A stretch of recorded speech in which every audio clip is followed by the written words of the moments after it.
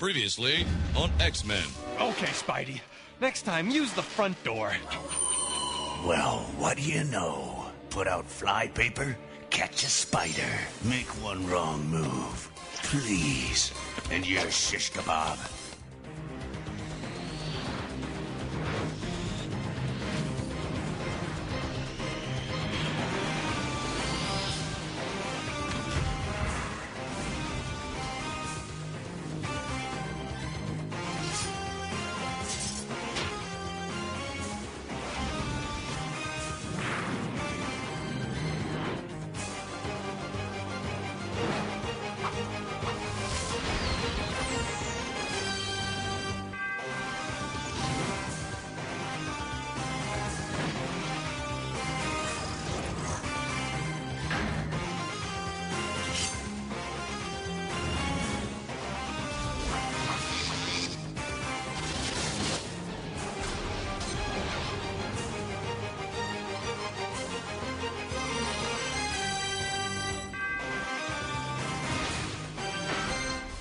Hello and welcome to ToonCast Beyond. This is episode 77. I am one of your hosts, TFG and Mike. Joining me is Eduardo. Hello, sir. Hey, how you doing? Good to be back. Yes, we are back. We're talking more Triple X stuff. No, I'm sorry. X-Men stuff. Who knows? There might be an Axel Braun thing of that. I don't know. Does every other superhero thing. Anyway, yes, X-Men Season 3 from 1992. We are here to talk about that. And we're going to get right to it. Get to just the facts. We'll be back after this. New rule. Never visit the Pentagon without a road map. Who were those clowns anyway? He's in the danger room. Bad news. I was in there practicing. I left it on. What program was running? Deadly Sentinels. My spider sense is going crazy. Okay, so I'm gonna be a little late getting home. Heads up, guys!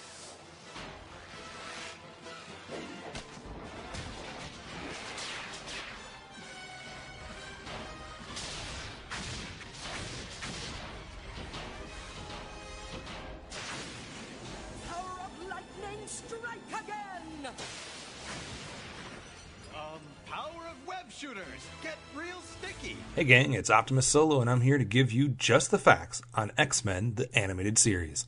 X-Men, the animated series is an American animated television series which debuted in 1992 and ran to 1997, lasting 5 seasons and airing 76 episodes. It aired on the Fox network as part of its Fox Kids Saturday morning lineup.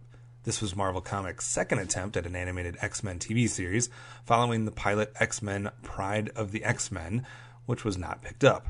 Saban Entertainment was contracted to produce the show and hired a small studio, Graz Entertainment, to produce the episodes as it did not have the sufficient staff at the time to handle production in-house. Graz employed the creative staff, wrote and designed each episode, and even drew the storyboards. The voice work was done using Canadian studios, and the animation was done by the South Korean studio ACOM. The plot was loosely adapted from famous storylines and events in the X-Men comics, such as the Dark Phoenix Saga, Days of Future Past, the Phalanx Covenant, and the Legacy Virus. The show features a team lineup similar to that of the early 1990s X-Men comic books. The lineup largely resembles that of Cyclops' Blue Team, established in the early issues of the second X-Men comic series. The series' first 13 episodes were notable for being possibly the first time ever that an American animated series had a full season of episodes flow one into the next, i.e. a continuity-based show, something the series producers fought heavily for. However, starting with Season 3, most episodes were shown in random order. Each episode was assigned 2 different numbers internally. One is for script order, which indicates the number assigned by the production company. The other is the production order, which are the official episode numbers assigned by Fox Children's Network, indicating the order that they actually received the episodes from the production company. These both vary from the order in which the series actually aired, especially after season 3. So we have 3 different sets of orders in which these episodes could be organized. According to series writer Stephen Melching, the script order is the best guide in terms of overall series continuity, as this is how the stories were originally envisioned to flow together. The X-Men animated show was the longest-running Marvel Comics animated series for 18 years. It lasted 6 years during its 5-season run, which was the record until it was eventually beaten by The Ultimate Spider-Man when its 77th episode aired on October 17, 2015. So from 96 all the way until 2015, X-Men was the longest running Marvel Comics animated series. The series, though, was canceled after the episode Graduation Day, which aired on September 20th, 1997. And now for some Toon trivia. David Hemblum, the voice of Magneto in the show, was offered the chance to play Magneto in the X-Men live-action movie. Hemblum wanted the role, but he was forced to turn down the role due to scheduling conflicts with his show Earth Final Conflict, which aired in 1997. Also, the sound effect used for Magneto's magnetic powers is the same sound effect used for the Klingon cloaking device in Star Trek III, The Search for Spock, from 1984. Today's episode specifically focuses on Season 3. Season 3 lasted 19 episodes and aired from July 29th, 1994 until June 11th, 1995. The third season focuses on the cosmic force, the Phoenix, which merges with Jean Grey and eventually turns her into the malevolent and powerful Dark Phoenix. The season also introduced the Shi'ar Empire, who wants to stop the Dark Phoenix, including the Landria and Gladiator. Other storylines include the introduction of Wolverine's former lover turned mercenary, Lady Deathstrike, former X-Men member Iceman, and the villainous Shadow King. Now, after the Phoenix Saga in Season 3, episodes were aired in a more random sequence. Also, due to animation problems with a few episodes, several would actually not appear until the 4th or even the 5th season. Season 3 is where the episode order gets confusing. The Juggernaut Returns, Nightcrawler, and Weapon X Lies and Videotape episodes were originally a part of Season 4. However, they were pushed up to be included in Season 3 to make up for the lack of the episodes No Mutant is an Island, A Deal with the Devil, and Longshot, which got pushed back. In fact, No Mutant is an Island was supposed to explain Jean Grey's return, which would then set up the Dark Phoenix saga, causing some problems if you were to watch the series in actually air date order versus script order.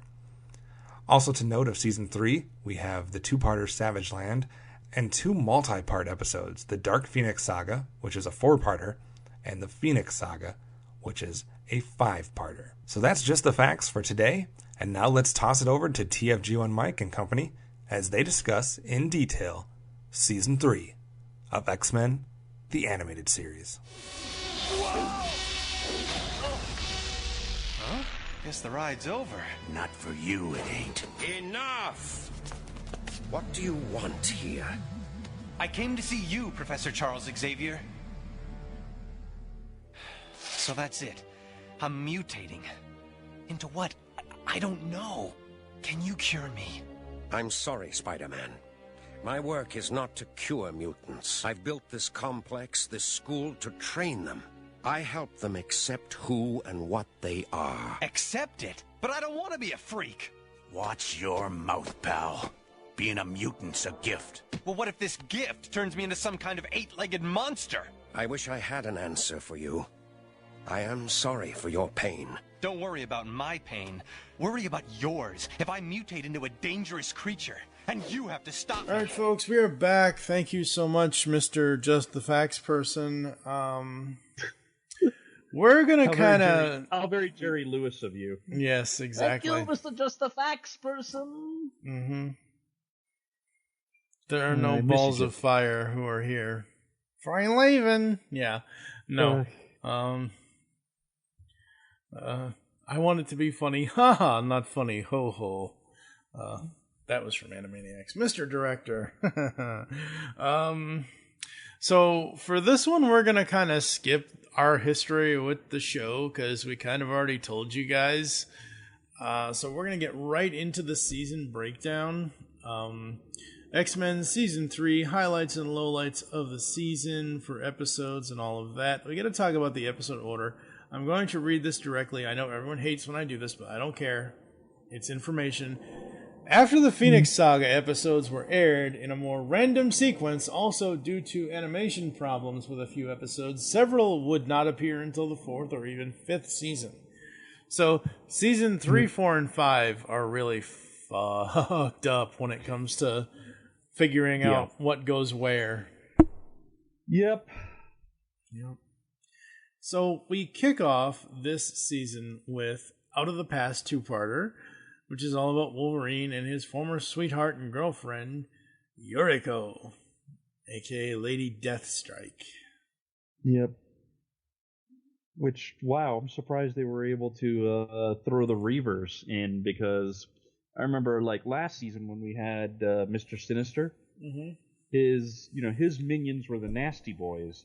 Because, like, they couldn't use the Marauders, because first time we ever saw the Marauders, they were, massacring an entire population. So the fact that they were able to include the Reavers, because the Reavers, did their share of, they're pretty violent characters. So the fact that they were able to use them, is just I'm kind of astonished. I think astonished, you say? Okay, no, don't, no. Do we need? To jump to astonishing X-Men? No, pun not intended. Pun not intended. Pun not intended. So, the Reavers, I don't know the comic origin for them, because I mainly... Okay, folks, and I've said this before in the last 6, 7, 8, 9, 10 years.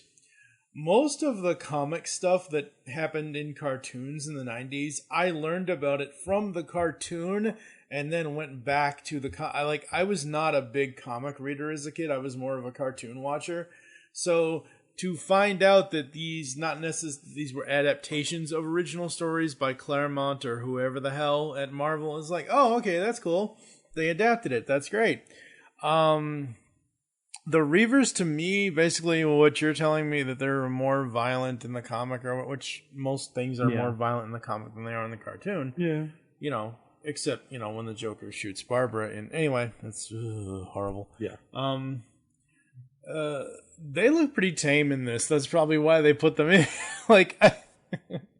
Well, it's probably a little easier to do the Reavers, because for the most part they're just cyborg mercs, whereas something like the Marauders might be a little harder to do, just because of their nature is just pretty violent. Hell, one of them is a guy named Riptide, who basically spins into a cyclone and throws out like throwing stars and stuff like that. So it might be a little harder to adapt than just, okay, this guy's wearing cybernetic armor and he has a BFG. Okay, yeah, we can do that. Yeah. What I remember most about the opening 2-parter is the fact that this was on it debuted not Saturday mornings, but actually in the evenings. It was like I think beyond this opening 2-parter and like other stuff, Fox actually put this as like a special evening thing. I think. It was definitely prime time. Yeah, it was. I forget if what they had with it was Power Rangers or something else. Like I forget what they had with it, but yeah, it was a couple of things from their Saturday morning lineup, and it was like special evening presentation. Yeah. I know at one point it was Power Rangers though. Yeah, I'm sure it was. At one of these points they had a Power Rangers 2-parter. Yeah, it might have been White Light, maybe, when Tommy comes back because his green powers are gone and they create the White Ranger. So it might have been White, or I think it was something where Rita Repulsa created like an evil Green Ranger clone. I think it was that one, and we had the Power Rangers like in Revolutionary War times. Oh boy, I can't. Concentrating on X-Men is hard enough for me. I can't even begin to trying to remember Power Ranger stuff right now. What I liked about season 3, the opening to this and whatever else, like Out of the Past at the end of it. It has, on Hulu, they have coming next week, The Phoenix, and it has this huge, I took a screen cap because I was watching it on my actual television because, hey, I have a TV now. Well, it's not mine, it's my fiance's, but whatever. You have access. Access, yes, exactly. So I'm watching it on there, and I took a screen. I'm like, oh, and it's not really a screen cap. It's me with my new smartphone angling it to the right way to just show the TV thing where it says, coming next week, The Phoenix Saga. Yeah. I like Out of the Past. Again, gives more backstory to Wolverine, more character depth to him. Very, very cool. Just really, really enjoyed it. And then the Phoenix Saga it's some deep stuff, folks. Yeah. Well, and some cool cameos, too. Yep. Including a certain friendly neighborhood guy that everybody knows and loves. Did he show up? Kinda, sorta. Not really. It's like, well, when they had all the, when they went back to Earth and you kind of saw everybody, like all the stuff happening and all these heroes trying to contain the disaster. You saw you saw his hand come out and web people out of the way. Oh, okay, yeah, because we had the Mutant Agenda 2-parter in his series, so yeah, very cool. Yeah, so he pulled an appearance. It's like, yeah, guys, remember I lived here too. Mm-hmm.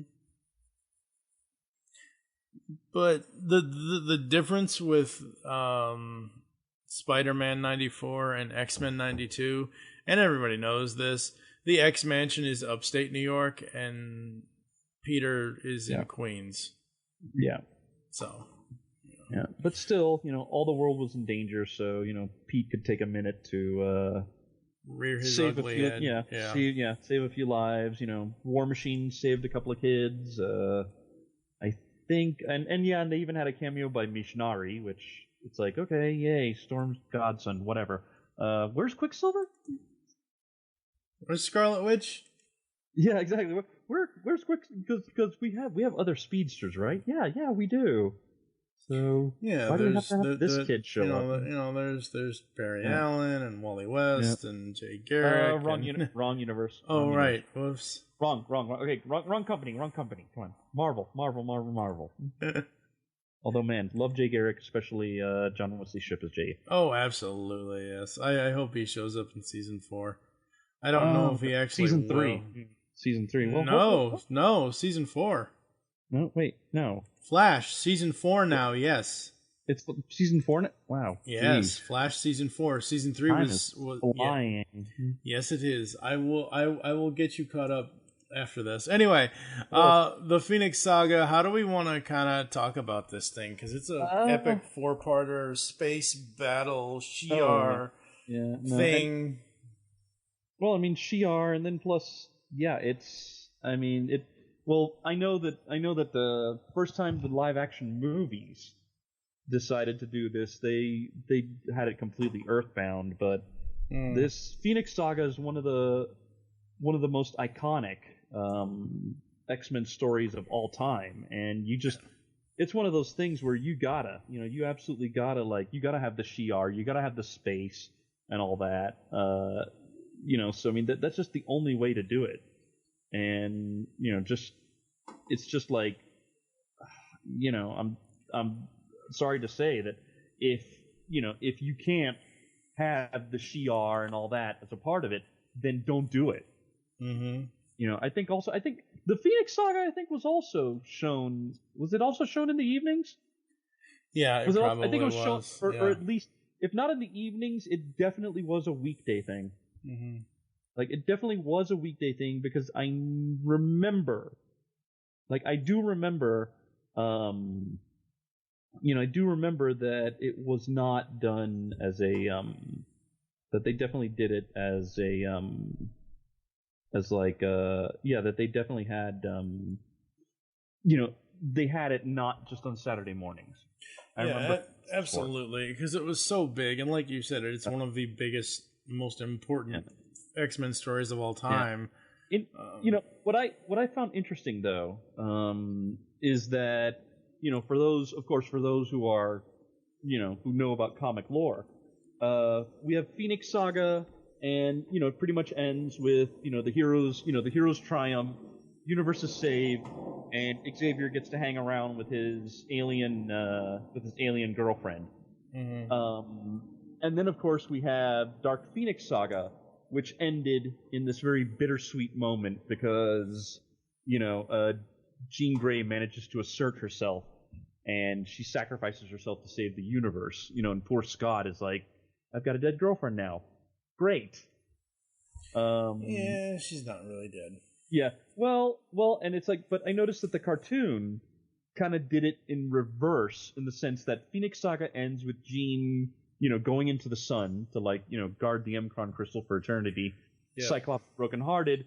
But then we have Dark Phoenix Saga, and with that one, Jean is cured of the Phoenix Force and able to able to be around. So it's kind of interesting that they reversed it like that. Yeah. Of course, then we have in between. This is where the giant snafu of the episodes comes in. But yeah, I always thought that was weird. And hey, gotta love the cameos that Phoenix Saga and Dark Phoenix Saga threw in. Like, I know, I want to say one of them. I want to say it was, I think maybe Dark Phoenix. Mm-hmm. Did in addition to the fact that in Phoenix Saga we had War Machine and Spider-Man trying to save people while the world and the universe are about to implode. I remember there was one of them. I want to say Dark Phoenix Saga, where Phoenix is flying off, and we had a bunch of cosmic and mystic characters from Marvel kind of show up to be like, what is that? Kind of have that. Oh, something's going on. So, and I think also in one of them also we had Captain Britain did a cameo. We just had him flying around. He sees Phoenix kind of in the sky in the back, and he turns around what the bloody hell is that? Mm-hmm. What's all this then? So it was cool having those little cameos. And again, it's something I think I mentioned this when we recorded season 1, way back in the 60s. Mm-hmm. Talking episode count for the podcast, not the actual year. 67. Yeah, 67. When we were talking, I talked about one of the great things about the cameos, X-Men characters, but also Marvel Universe. So it's it's Marvel Universe. This is taking place in the MU. Yeah. But yeah, that is just, the Phoenix Saga is, I mean, epic is the only word that can describe it. And heck, pretty much. And the TV show does a pretty decent job of bringing that over. Because in the comics, I mean, we not only we had the stuff with Eric the Red, we had the X-Men traveling to another galaxy. Heck, we even had Firelord from former Herald of Galactus show up for a couple of times. So they really, and Dark Phoenix Saga, same thing. It was not as cosmically epic, but still wow, just it's one of those things that at the end you're just holy cow, this has been a story. Yeah, absolutely it has. Absolutely it has. Between Phoenix and Dark Phoenix, honestly, I know there are other episodes in this season, but really between the five part Phoenix Saga and the 4-part Dark Phoenix Saga, that's 9 episodes of just wow. Oh hell yeah! Oh my god. It's just so cool. Just so very cool. Yeah, no. What's really cool is they really didn't touch on this in the cartoon, but the M-Cron crystal is supposed to be guarded by. It's supposed to have aliens guarding it, and the first alien is this little. It looks like this little guy, this little tiny guy, just a couple of feet, but this guy is so strong he actually punched Wolverine into orbit. Yeah. that's how. And then there was this other, and then like he got beaten, but then this new Guardian shows up, which was like 20 feet high, and he just matter of factly says, okay, you beat the guy before me, but I'm the next Guardian in line. I'm 1,000 times more powerful than him. You beat me, next guy over is going to be 1,000 times more powerful than me. So it's like, oh dear God, it's like being stuck in like the worst boss battle you can imagine. Because it's like, yeah, it's just going to get progressively worse until you're just going to get your ass kicked. Absolutely. Now, I will say, folks, I watched these episodes. I watched the series on Hulu. The Hulu order is very different than what is listed online. We do have, like I said, the 9 episodes that make up Phoenix and Dark Phoenix. Dark Phoenix. But in between those, we have, like, Obsession and No Mutant is an Island and Long Shot and Savage Land, Strange Heart. Cold Comfort, Orphan's End, Courage, and then it ends with Sanctuary 1 and 2. It has Secrets Not Long Buried, Love in Vain, Xavier Remembers, and it ends with A Deal with the Devil, which is another Omega Red episode. So, I'm not sure of the, like, that's why I tweeted at X-Men TAS. Like, what's the real order for story? Like, what's the real story order here? Yeah. They make sense, kind of, sort of, on the Hulu listing of watching them. Like, I didn't feel like I was out of place or anything watching these on Hulu. When we get to season 4 next week, I will be out of place a little bit because on Hulu, Beyond Good and Evil is in the middle and not at the end, which is weird. Like, the last episode of season 4, because season 4 is only has 15 episodes. Last episode is Bloodlines. And I'm like, wait, what? Like, no. Like, can you just move those up, Hulu? Can you kind of correct that, I guess, and whatever? Well, see, it's even worse. I mean, it's worse because, okay, you have the Hulu, I guess the Hulu order, I guess, is supposed to be, like, the actual order of episodes. Yeah. Like, what they come in. On IMDb, they have it in order of air date, and the problem is that that's where we run into the thing where then stuff is all over the place. Absolutely. Because air date, right after Phoenix Saga, we have Savage Land, Savage Heart, and Savage Land, Strange Heart. Then we have Obsession. Then it goes into Dark Phoenix. And then the season is Cold Comfort, Orphan's End, Juggernaut Returns, Nightcrawler, and Weapon X Lies and Videotape. Yeah. So a lot of that stuff. I will say though that one of the things I will say that as far as being problematic, I will say that where the problem goes is the fact that we have No Mutant is an Island, which has Scott taking like a vacay from the X-Men because he's still mourning the fact that Jean has disappeared. I remember when the Savage Land 2-parter came out, that we had a reference to the fact that, and Jean is on, Scott is with Jean over in Muir Island. And I'm like, wait, what? Wait, hold on here, because she's supposed to be in the sun. Did I miss something? It's kind of like when they had the alternate ending to the Genosha 2-parter in season 1. And then you have like the Juggernaut episode where the mansion's obliterated. It's like, wait a minute, wait, stop. Did I miss an episode? Wait, what's going on here? So yeah, having No Mutant as an island, it then turns, having it where it is, it makes it then a more of a, they have it, the air date was in season 5. So that makes it more like a flashback episode than that, because again, we have Scott taking a vacay, trying to sort his feelings, and at the end finding out, wait, we found Jean, and it's like, I have a reason to live again and not be emo mopey. Yes. Stuff like, the fact that at the end of Orphan's End, that's not as much of a problem because Corsair is talking to Cyclops and going, "Oh, so you're marrying that woman who saved the universe?" Indicating it's probably after Dark Phoenix, so its placement is okay. The rest of the episodes, the placement's weird, but like for example, the other 4 of the last 5 of season 3, you could probably, they could probably be okay, because if anything, having Cyclops and Jean missing, you could always just say that, you could always just, like, I took it to mean that, well, Cyclops and Jean are just, like, Jean's resting and recovering, and, and Cyclops is just there with her because, hey, he loves her. So, it's one of, like, there's no dialogue that specifically says, well, what can we do? Because Cyclops is still, Cyclops is with Jean on Muir Island. There's nothing dropping that specifically, there's nothing telling that it could be this or it could be that.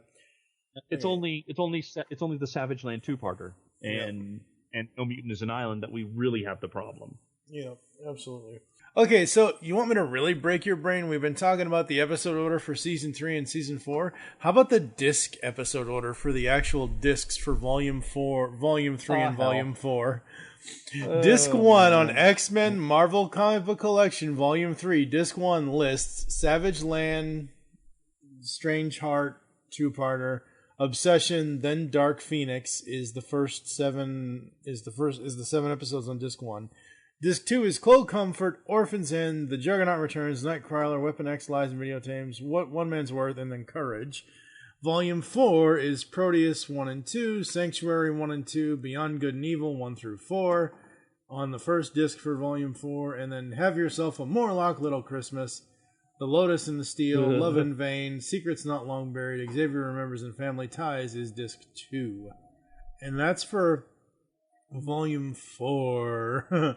So, and that's coming from my good buddies over at TV Shows on DVD X number of years. Like, this announcement was back in 2009, obviously. So, yeah. So there is that. And yeah, that's the only. I was looking to see if they had any other news articles with the actual episode lists on them. And they don't. Oh wait, Cap? How the hell was Cap and Red Skull in season 5? I don't remember that. Oh yeah, because they had there was an episode that had a flashback to Wolverine and oh, that's right. That's right. Okay, so season 3. Go ahead. Yeah. Well, okay. There may be a ray of hope that may put this whole debate about episode order in the later seasons to bed. Okay.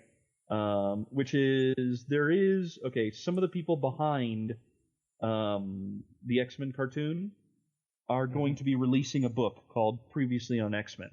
Yes. Which is about the making of the cartoon and whatnot. Hopefully that will have the actual reals canon order to things. Yeah. We got to get Julie and Eric on here so we can actually talk to them. Yeah. Or even, even we got to find a way to get maybe even Larry. Like Larry could probably give us a hand with that too. Larry Houston. I can't believe I'm actually calling him Larry. It's like I spoke to him once, and I follow him on Facebook. I don't know if I don't know if I've earned the right. I don't know if I've earned the right to call him by his first name. I mean, I'm sure he probably wouldn't mind, but still, I kind of don't want to be presumptuous. Yep. But exactly.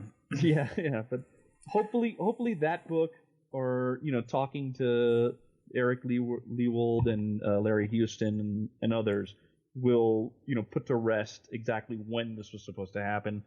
Because that's the problem. Like season 3 is where everything just starts to go haywire because episodes are just all over the place. Yep. So it's like I don't even know. Yeah, it's like It's like when I was preparing for this, I'm like, okay, do we go with air date order? Do we go with like official order? I don't.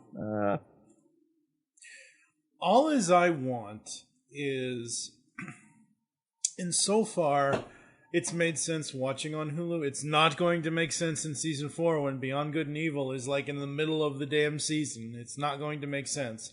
But all I really want is a list of the X-Men 92 animated series episodes from season 1 to season 5 that are story order. I don't care about air date. I don't care about production. I want it to make sense for the story. Like, okay, for example, you go over to IDW Publishing. They have the Turtles hardcover, the TMNT ongoing hardcovers, where they present the comic in story order. It's not broken up. It's not this. It's not that. So, you know, it just, story order, please. So, yeah. Well, okay. Well, at least, and I see that IDW did the same thing with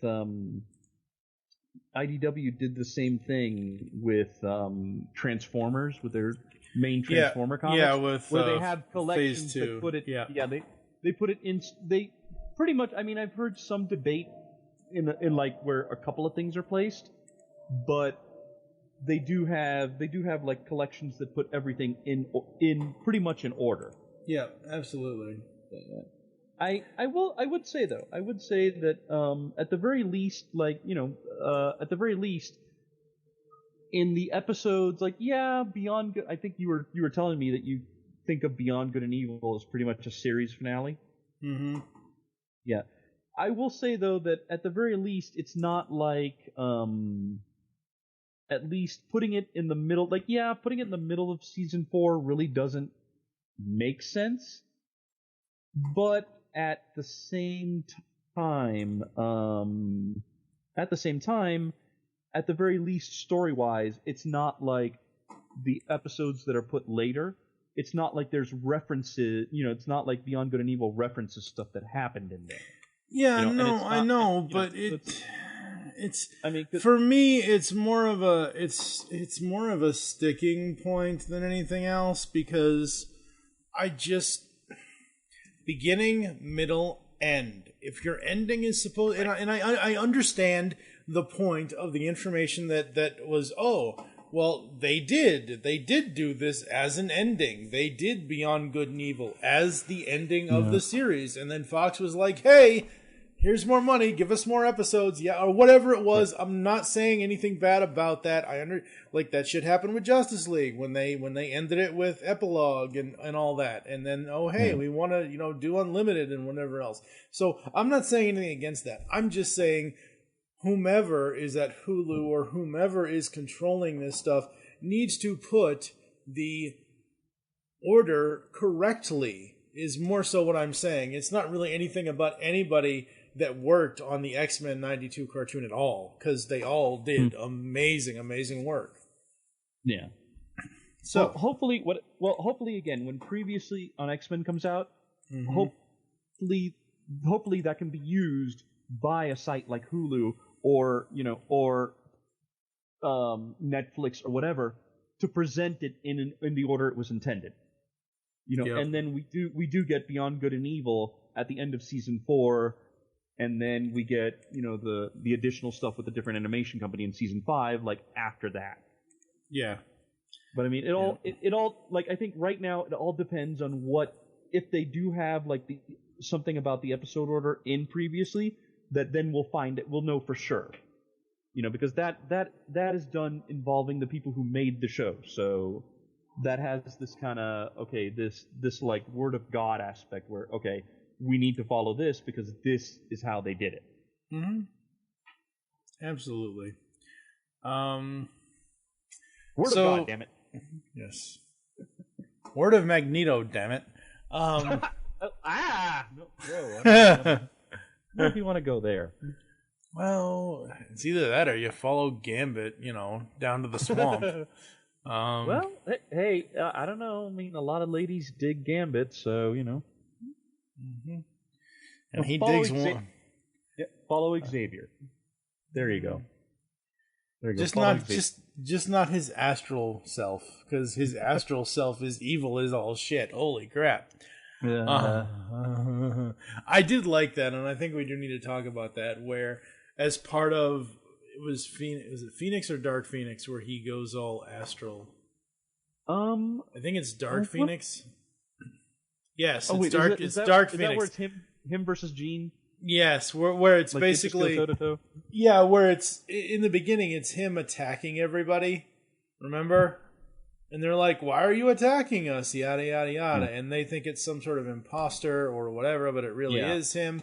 And then Wolverine's like, "It's not him. I can't smell him." You know that kind of thing. Yeah. Dark Shroud. That's what it's called. It was that's Phoenix okay. Saga.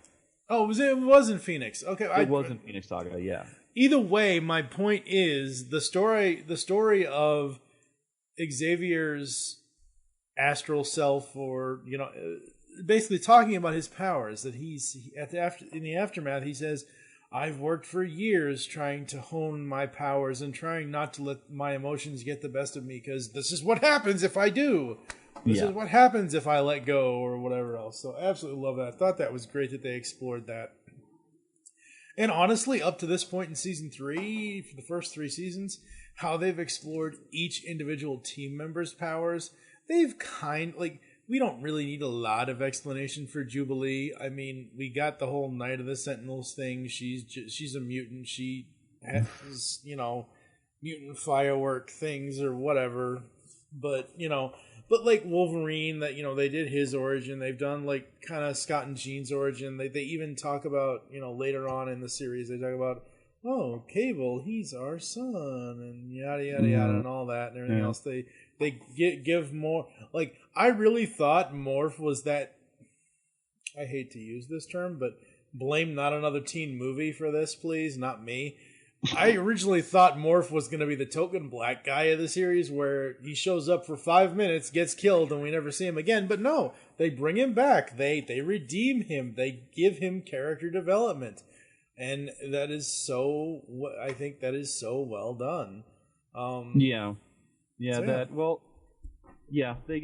was nice to give him and I kind of thought too that he was just the sacrificial lamb, just to kind of show off that. Yep, this is a battle that has consequences. But yeah, they brought him back. They actually made him like, they did the villain thing, but I like that they did the villain thing, but then he got out of it, and then they kind of had him. They kind of had him take a break, but I did like the episode where he came back, and the fact that it's him kind of dealing with his, how do we put this, his little dying PTSD. Yeah, absolutely. Absolutely. And we got a cameo by Classic Angel when Morph like transformed into him. Yeah, very cool, absolutely. All right, so yes, we are going to continue to watch kind of how does the season hold up. I think outside of the technical issues with episode order and whatever else, all of these episodes are very enjoyable, especially the 2 big story arcs that are here. Absolutely love them both.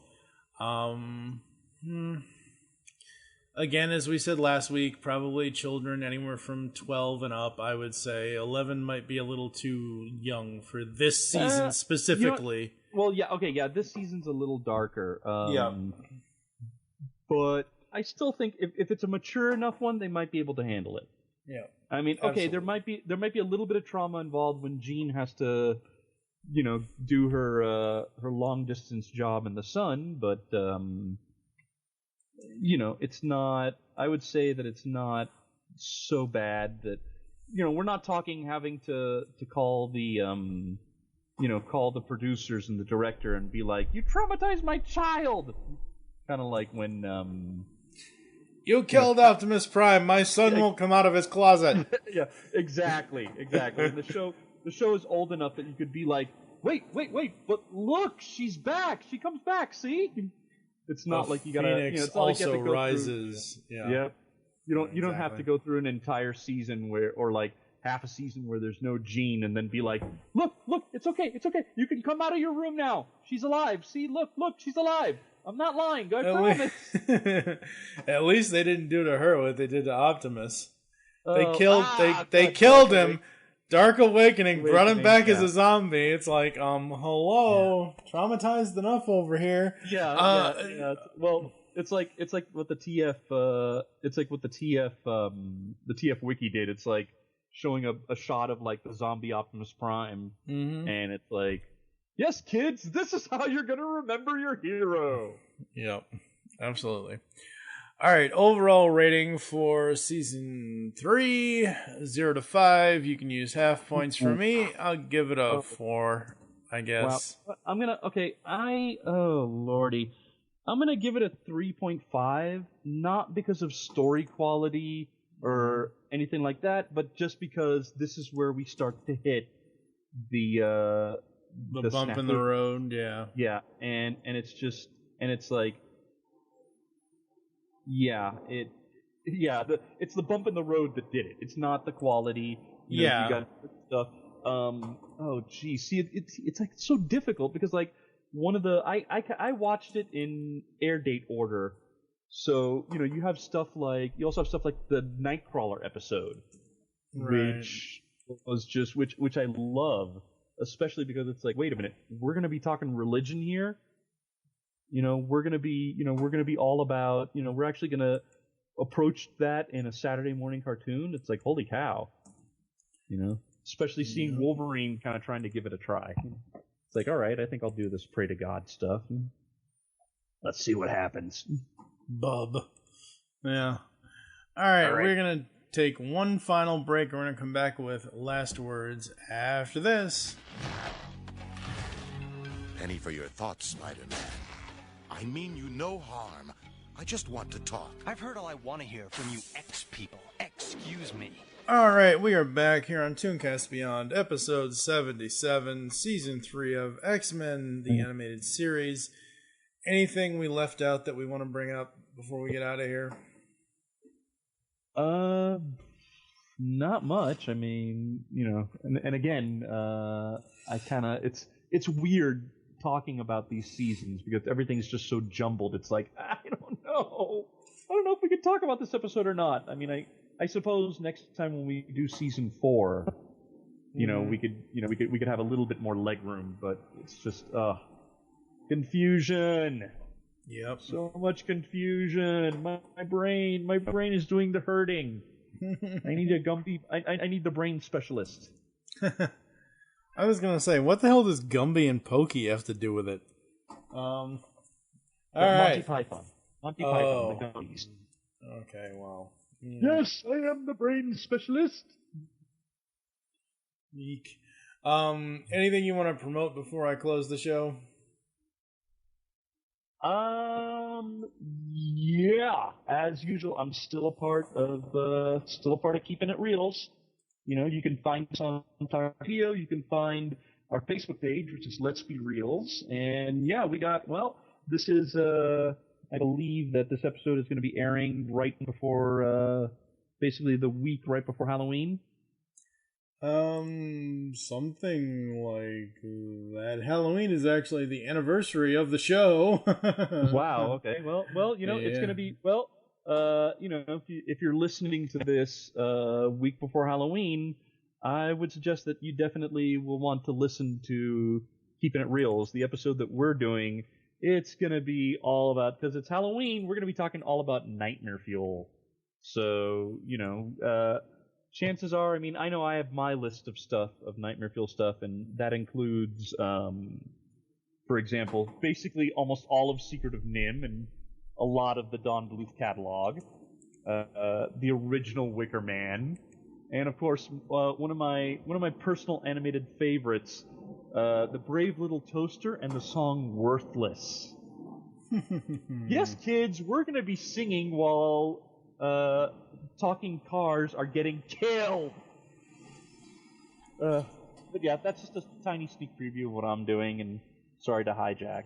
But yeah, cool, just listen in, because it's going to be live Saturday. Live Saturday. It's going to be 9 p.m. Eastern, 6 p.m. Pacific. If you're in Central Mountain, figure it out. Do the math. I suck at math, so I can't help you. But basically, it's 9 Eastern, 8 Central. So thank you. Oh, there you go. Okay, there you go. See there you go. It's not that hard. Yeah, Mike. Mike now, when it comes to Mountain Time, that's when it gets hard. Screw that time zone. Yeah, just whatever time zone you're in. Okay, like just work it from there. Yes, exactly. All right, that's going to do it for today's episode of ToonCast Beyond. We'd like to thank you for joining us here on the show, and of course, we would invite you to get in contact with us, leave feedback for the show. Visit the website, geekcastradio.com, where you can check out all of our content, besides this episode, along with this and everything else. Leave the show's feedback in iTunes. Please do this. Follow us on Twitter. ToonCast Beyond is the show Twitter. Mine is TFG and Mike. You can follow at Geekcast Radio for all the other network updates. What is your Twitter? And my Twitter, of course, White Balloon King, but spelled WHTBLLNKING, because, of course, Twitter gave me a limit. Yes. Become a fan on Facebook. Go to facebook.com/Geekcast Radio Network. We hope you enjoyed this episode of ToonCast Beyond, and wish you'll join us next time when we will be giving you our thoughts on X-Men the Animated Series, Season 4. It's the end of the world, folks. For now, I am TFG and Mike with Eduardo M. Freyre. Thank you for listening. Until next time.